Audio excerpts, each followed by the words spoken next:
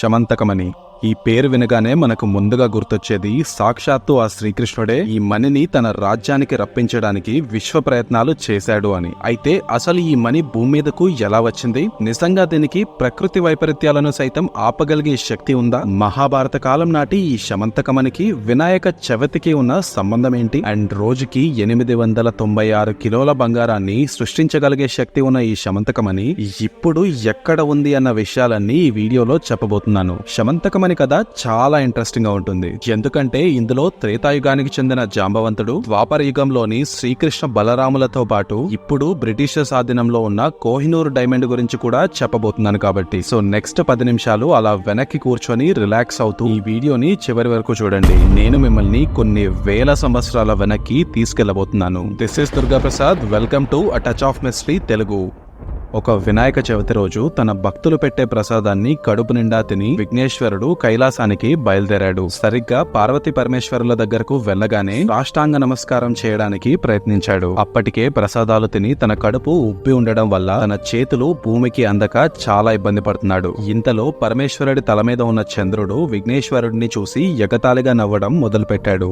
రాజదృష్టి సోకితే రాళ్లైనా పిండవ్వాల్సిందే అన్నట్టుగా విఘ్నేశ్వరుడి పొట్ట పగిలిపోయి తను తిన్నవన్నీ బయటపడి అక్కడికక్కడే చనిపోతాడు. తన కొడుకు మరణాన్ని కళ్ల ముందే చూసిన పార్వతీదేవి అంతుపట్టలేని ఆవేశంతో ఆ క్షణం నుండి చంద్రుడి వైపు చూసిన ప్రతి ఒక్కరూ వాళ్ళు చెయ్యని తప్పులకు నిందించబడతారు అని శపించింది. ఈ శాపం కారణంగా భూలోకంలోని వారందరి మధ్య అనుమానాలు, నీలాపనిందలు మొదలయ్యాయి. ఈ విషయాన్ని వెంటనే సప్తఋషుల ద్వారా తెలుసుకున్న మహావిష్ణువు పొట్ట పగిలి మరణించిన విఘ్నేశ్వరుణ్ణి బ్రతికించి ఆయనకు అమరత్వాన్ని ప్రసాదించి పార్వతీదేవి కోపాన్ని తగ్గించాడు. మహావిష్ణువుతో పాటు వచ్చిన వాళ్ళందరూ ఈ శాపం వల్ల భూలోకంలోని ప్రజలు పడుతున్న కష్టాలను వివరించి తన శాపాన్ని వెనక్కి తీసుకోమని పార్వతీదేవిని ప్రాధేయపడ్డారు. అప్పటికే కొంచెం శాంతించిన పార్వతీదేవి ఏ చవితి రోజైతే చంద్రుడు విఘ్నేశ్వరుని చూసి ఎగతాళిగా నవ్వాడో ఆ రోజు మాత్రం ఎట్టి పరిస్థితుల్లో ఎవ్వరూ చంద్రుడిని చూడకూడదు. చూస్తే మాత్రం వాళ్లకు నీలాపనిందలు తప్పవు. మిగిలిన రోజుల్లో చంద్రుడిని చూసినా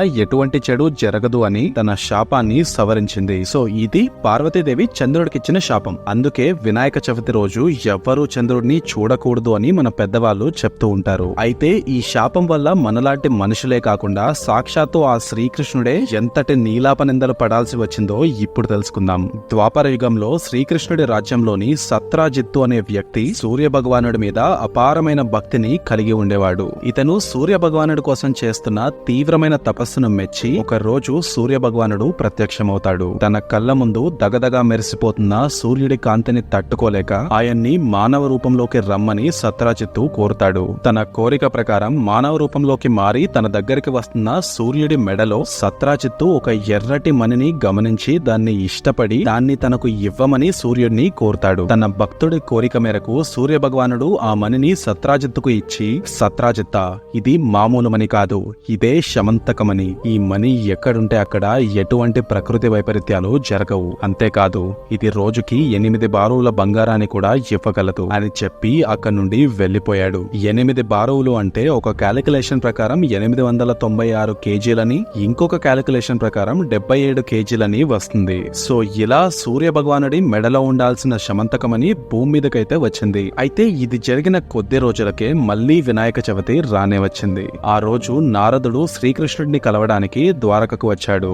అదే సాయంత్రం తను తిరిగి వెళ్లిపోయేటప్పుడు శ్రీకృష్ణుడితో, కృష్ణ, ఇవాళ వినాయక చవితి. పార్వతీదేవి శాపం ప్రకారం చంద్రుడిని ఇవాళ ఎవ్వరు చూసినా నీలాపనిందలు తప్పవు. ఇక ఆలస్యం చేయకుండా నేను బయలుదేరతాను అని చెప్పి వెళ్లిపోయాడు. ఆయన మాటలు విన్న శ్రీకృష్ణుడు తన రాజ్యంలోని వాళ్ళందరికీ కూడా ఇవాళ చంద్రుడిని చూడకుండా ఉండమని కబురు పంపుతాడు. అయితే సరిగ్గా అదే రోజు రాత్రి శ్రీకృష్ణుడు తనకు ఎంతో ఇష్టమైన పాలను తానే స్వయంగా తీసుకోవడానికి ఆవు దగ్గరికి పైకి చూడకుండా వెళ్తూ ఉంటాడు. ఆవు దగ్గరకు వెళ్లి తను తీసుకెళ్లిన పాత్రలో పాలను నింపిన తర్వాత అందులో దగదగా మెరుస్తున్న చంద్రుడి ప్రతిబింబం కనిపించింది. అది చూసిన శ్రీకృష్ణుడు, ఏదైతే జరగకూడదని అనుకున్నానో అదే జరిగింది. ఇప్పుడు నేను చెయ్యని తప్పుకు ఎటువంటి నిందలు పడాల్సి వస్తుందో ఏంటో అని మనసులో అనుకొని వెళ్లిపోయాడు. ఇక ఆ మరుసటి రోజు శమంతకమణిని సొంతం చేసుకున్న సత్రాజిత్తు ద్వారకకు వస్తాడు. తన దగ్గర ఉన్న మణి యొక్క మహిమల గురించి తెలుసుకున్న శ్రీకృష్ణుడు, సత్రాజిత్త, ఈ మణి గనక మథుర రాజ్యానికి రాజైన ఉగ్రసేనుడి దగ్గర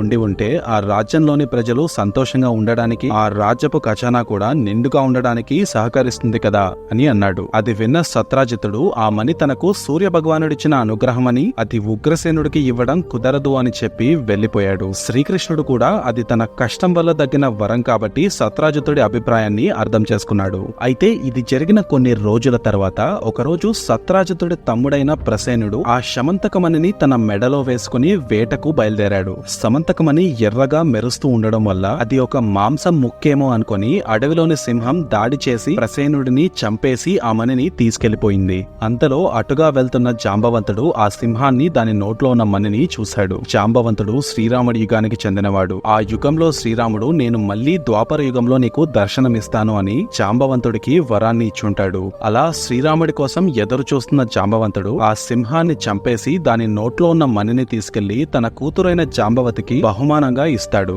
ఇంకొక వైపు తమ్ముడి మరణం గురించి తెలుసుకున్న సత్రాజితుడు ఖచ్చితంగా శమంతకమణిని ఉగ్రసేనుడికి ఇవ్వడానికే శ్రీకృష్ణుడు తన తమ్ముడిని చంపేసి ఉంటాడు అని నింద వేస్తాడు. అక్కడే ఉన్న కొంతమంది అది వినడం వల్ల ద్వారకలోని ప్రజలంతా శ్రీకృష్ణుడే ఆ మణిని దొంగలించాడంట అని చర్చించుకోవడం మొదలుపెట్టారు. ఈ విషయం ఆ నోట ఈ నోట పాకి బలరాముడి చెవిన పడింది. తన తమ్ముడంటే పంచ ప్రాణాలు విడిచే బలరాముడు ఇన్ని రోజులు సత్రాజితుడు తమ్ముడిని కోల్పోయాడనే సానుభూతి ఉండేది. అలాంటిది నా తమ్ముడు పైనే హత్యారోపణ చేస్తాడా, వాడిని ఇప్పుడే ముక్కలు ముక్కలుగా చేస్తాను అని ఆవేశంతో సత్రాజితుడు దగ్గరకు బయలుదేరాడు.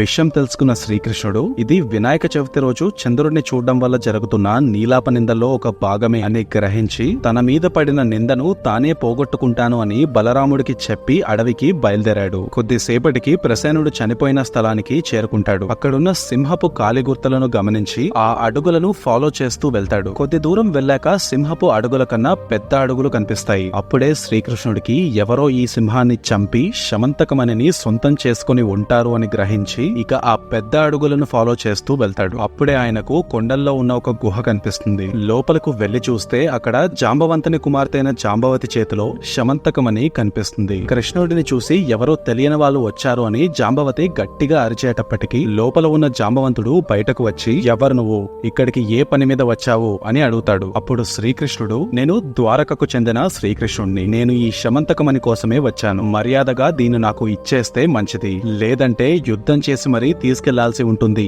అని అన్నాడు. అదే విన్న జాంబవంతుడు నువ్వెవరో మూర్ఖుడిలా ఉన్నావు, నన్ను యుద్ధంలో ఓడించడం ఆ శ్రీరామచంద్రుడికి తప్ప ఎవ్వరి వల్ల కాదు.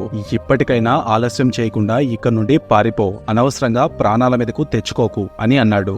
అప్పుడు శ్రీకృష్ణుడు ఈ యుద్ధమే నీకు సంతృప్తినిస్తుంది అంటే సరే అలానే కాని అని నవ్వి జాంబవంతుడితో భయంకరమైన యుద్ధాన్ని మొదలుపెట్టాడు. అలా దాదాపుగా 28 రోజుల పాటు యుద్ధం చేసిన తర్వాత జాంబవంతుడి శక్తి క్షీణించి ఈ యుద్ధంలో ఓడిపోతాడు. ఆ క్షణంలోనే తనను యుద్ధంలో ఓడించింది తన ఎదుట ఉన్నది ద్వాపర యుగంలో తనకు దర్శనమిస్తానని మాటిచ్చిన శ్రీరామచంద్రుడే అని గ్రహించి శ్రీకృష్ణుడి కాళ్ళ మీద పడతాడు. ఆ మరుక్షణమే శ్రీకృష్ణుడు తన రూపాన్ని త్రేతాయుగం నాటి శ్రీరామచంద్రుడిలా మార్చి జాంబవంతుడికిచ్చిన మాటను నెరవేర్చుకుంటాడు. శ్రీరాముడి దర్శనంతో పొంగిపోయిన జాంబవంతుడు శ్రీకృష్ణుడికి శమంతకమణితో పాటు తన కూతురు జాంబవతిని కూడా ఇచ్చి పెళ్లి చేస్తాడు. రాజ్యానికి తిరిగి వచ్చిన తర్వాత శ్రీకృష్ణుడు సత్రాజిత్తును పిలిపించి జరిగిన విషయాన్ని వివరించి శమంతకమణిని తిరిగి అప్పగించి తనపై ఉన్న నిందను తొలగించుకుంటాడు. ఇక సత్రాజిత్తుడు తన మూర్ఖత్వానికి పశ్చాత్తాపడి తన తప్పుకు ప్రాయశ్చిత్తంగా శమంతకమణితో పాటు తన కూతురు సత్యభామను కూడా పెళ్లి చేసుకోమని ప్రాధేయపడతాడు. అప్పుడు శ్రీకృష్ణుడు సత్యభామను పెళ్లి చేసుకోవడానికి అంగీకరించాడు, కానీ శమంతకమణి మాత్రం మీ దగ్గరే ఉంచుకోండి అని చెప్పి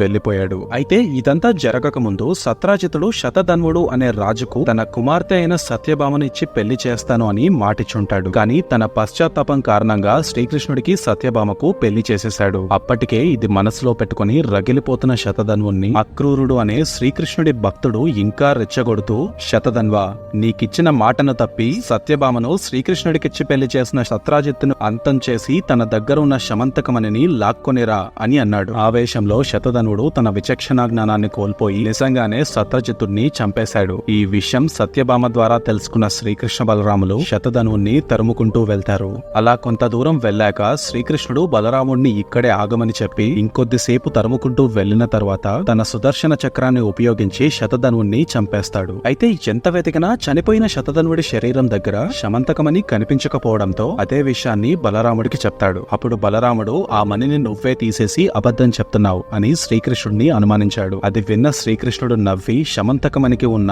ఆలోచనా శక్తిని క్షీణింపచేసే గుణమే బలరాముడి ఈ ప్రవర్తనకు కారణం అని అర్థం చేసుకున్నాడు. ఈ సంఘటన జరిగిన కొన్ని రోజులకే ద్వారకలో వర్షాలు కురవడం పూర్తిగా ఆగిపోయి పొలాలు ఎండిపోయి కరువు కాటకాలు మొదలయ్యాయి. ఇది చూసిన శ్రీకృష్ణుడు ముందుగా ఆశ్చర్యపోతాడు. ఎందుకంటే తన రాజ్యంలోనే ఉండే తన భక్తుడు అక్రూరుడికి తాను ఎక్కడుంటే అక్కడ వర్షాలు బాగా కురిసి ఆ రాజ్యంలో కరువు కాటకాలు ఉండవు అనే శక్తి ఉంటుంది. అలాంటిది ద్వారకకు ఇప్పుడు కరువు వచ్చింది అనంటే ఖచ్చితంగా అక్రూరుడు రాజ్యాన్ని విడిచి వెళ్లిపోయాడు అని గ్రహించి తన మనుషులతో అక్రూరుడిని ఎక్కడున్నా ఇక్కడకు తీసుకురమ్మని పంపిస్తాడు. అప్పటికే కాశీలో నివాసముంటున్న అక్రూరుడు శ్రీకృష్ణుడి ఆజ్ఞను అనుసరిస్తూ మొహమాట పడుతూనే ద్వారకలోని శ్రీకృష్ణుడి దగ్గరికి చేరుకుంటాడు. అప్పుడు శ్రీకృష్ణుడు, అక్రూరా, భయపడకు. నువ్వు శతధన్వుణ్ణి రెచ్చగొట్టి సత్రాజిత్తుని చంపించింది నన్ను అవమానపరిచారు అన్న కోపంతోనే అని నాకు తెలుసు. శతధన్వుడు చనిపోయే ముందు నీకిచ్చిన శమంతకమణిని నీ దగ్గరే ఉంచుకో. కానీ నువ్వు ద్వారకలోనే ఉంటూ దాన ధర్మాలు యజ్ఞయాగాలు చేయిస్తూ నాకు దగ్గరగా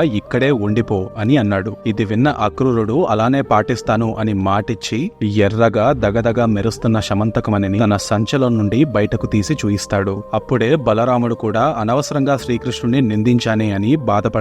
సో ఇది శమంతకమణి గురించి శ్రీమద్ భాగవతంలో ఉన్న స్టోరీ. అయితే ఇక్కడ మీరు గమనించినట్టయితే శమంతకమణి ఎప్పుడూ కూడా ఒకే వ్యక్తి దగ్గర ఎక్కువ కాలం ఉండలేదు. సూర్య భగవానుడి దగ్గర నుండి మొదలయ్యి అక్రూరుడి వరకు దాదాపుగా 8 మందికి పైగా చేతులు మారింది. అంతేకాకుండా దీన్ని ఉంచుకున్న మగవాళ్లకు మరణం సంభవించడం, యుద్ధాల్లో ఓడిపోవడం, అష్ట కష్టాలు పడడం లాంటివి తరచుగా ఈ కథలోనే మనం చూసాం. అయితే అచ్చం ఇలాంటి గుణాలనే కలిగి ఉన్న ఇంకొక వస్తువు ఇప్పటికీ ఈ భూమి మీదే ఉంది. ఈ వస్తువే శమంతకమణి అని బ్రిటిష్ జర్నలిస్ట్ అయిన కెవిన్ రష్ పై ఏకంగా ఒక బుక్ ని కూడా రాశాడు. ఆ వస్తువు ఇంకేదో కాదు, మనం చిన్నప్పటి నుండి బ్రిటిషర్స్ ఎత్తుకుపోయారు అని కథలు కథలుగా వింటున్న కోహినూర్ డైమండ్. ప్రస్తుతానికైతే ఇది ఇంగ్లాండ్ లోని టవర్ ఆఫ్ లండన్ అనే ఒక మ్యూజియం లో ఉంది. అయితే కోహినూర్ కి కూడా శమంతకమణి గుణాలే ఉన్నాయని చెప్పుకోవడానికి కారణం దాదాపుగా 800 సంవత్సరాల క్రితం గుంటూరులోని కొల్లూరు డైమండ్ మైన్స్ లో బయటపడిన టైం నుండి ఇప్పుడు ఇంగ్లాండ్ లోని టవర్ ఆఫ్ లండన్ కి చేరే వరకు కాకతీయులు, ఢిల్లీ సుల్తానులు, మొఘలులు అని దాదాపుగా 11 మందికి పైగా చేతులు మారడం.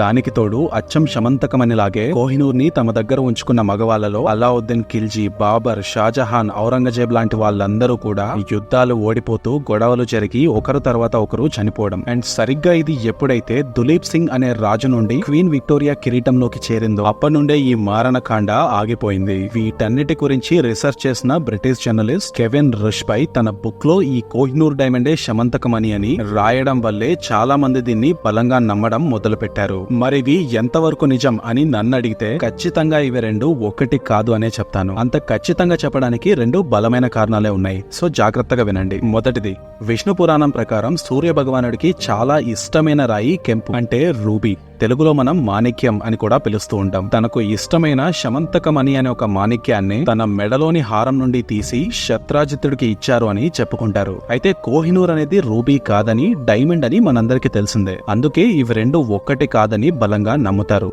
రెండోది, శత్రాజిత్తుడు తమ్ముడు ప్రసేనుడిని సింహం చంపడానికి కారణం తన మెడలో ఉన్నది ఒక మాంసపు ముక్క అని పొరబడ్డమే అని శ్రీమద్ భాగవతంలో రాసుంది. అంటే ఇది ఎరుపు రంగులో ఉన్న ఒక రూబీ అని మళ్ళీ ఇక్కడ ఇండైరెక్ట్ గా మెన్షన్ చేయబడింది. అయితే కోహినూర్ అనేది ట్రాన్స్పరెంట్ గా ఉండే ఒక డైమండ్ కాబట్టి దీనికి శమంతకమణికి ఎటువంటి సంబంధం ఖచ్చితంగా లేదనే చెప్పొచ్చు. ఇక చివరిగా, ఇప్పటికీ శమంతకమణి భూమి మీదే ఉందా? ఒకవేళ ఉంటే ఎక్కడ ఉంది అన్న విషయాన్ని ఇప్పుడు తెలుసుకుందాం. శ్రీకృష్ణుడి కోరిక మేరకు శమంతకమణి ద్వారా దాన ధర్మాలు, యజ్ఞ యాగాలు చేయిస్తున్న అక్రూరుడు కాలక్రమేణా చనిపోతాడు. సరిగ్గా ఆ సమయంలోనే శ్రీకృష్ణుడు తనువు చాలించాల్సిన సమయం కూడా దగ్గర పడుతుంది. తన మరణం తర్వాత శమంతకమణిని ధర్మబద్ధంగా ఉపయోగించే వాళ్ళు లేరు అని శ్రీకృష్ణుడు అభిప్రాయపడడం వల్ల ప్రకృతి వైపరీత్యాలను సైతం ఆపగలిగే శక్తి ఉన్న ఈ శమంతకమణి ద్వారకలోనే ఉంటే గాంధారి శాపం ఫలించదు అని భావించడం వల్ల, అండ్ అన్నిటికన్నా ముఖ్యంగా తాను కల్కి అవతారంలో ఉద్భవించే సమయానికి శంబల నగరంలో బలమైన ఆర్థిక వ్యవస్థను ఏర్పాటు చేయడానికి శ్రీకృష్ణుడే ఈ శమంతకమణిని ఇంకొక డైమెన్షన్ లో ఉన్న శంబల నగరానికి,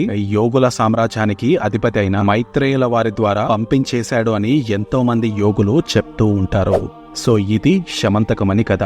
ఫైనల్ గా మీకు చెప్పొచ్చేది ఏంటంటే నేను ఒక 9 to 5 జాబ్ చేసుకుంటూ మిగిలిన టైంలో చాలా కష్టపడి ఈ వీడియోస్ ని చేస్తున్నాను. సో మీలో ఎంత ఎక్కువ మంది లైక్ చేస్తే మన వీడియో అంత ఎక్కువ మందికి రీచ్ అవుతుంది. మీకు తెలుసు కదా, ఎంత ఎక్కువ మంది చూస్తే నాకు కూడా కన్సిస్టెంట్ గా వీడియోస్ చేయడానికి అంత మోటివేటింగ్ గా ఉంటుంది. సో లైక్ చేయడం మర్చిపోకండి. This is Durga Prasad signing off. By. Audio Jungle.